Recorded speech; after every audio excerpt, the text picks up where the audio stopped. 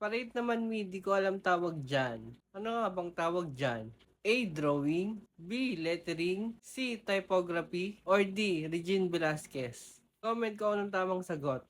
I-rate ko to ng 9.5 out of 10 kasi maangas siya. Para siyang sile. Amazing. Simple at mabisa. Parade po, idol. I-rate pa ba natin yan? Definitely 10 out of 10. Deserve.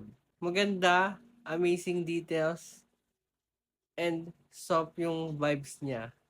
And i-rate ko yung bahay niyo ng 10 out of 10. Kasi masarap matulog dyan pag tanghali. Bahay kubo.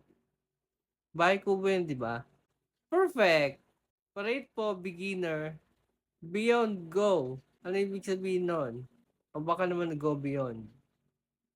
I'm in confusion. Sorry kung i-compare kita sa mga nakita ko, pero yung mga nakita ko is pinong-pino yung pagkaka-shade nila. Yung sa'yo, parang medyo impatient. Pero maganda siya.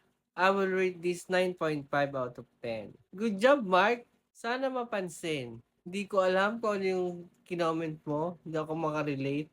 Pero believe ako sa'yo kasi ang tiyaga mo mag-drawing ng mga tao. Ang daming tao niyan. Insane!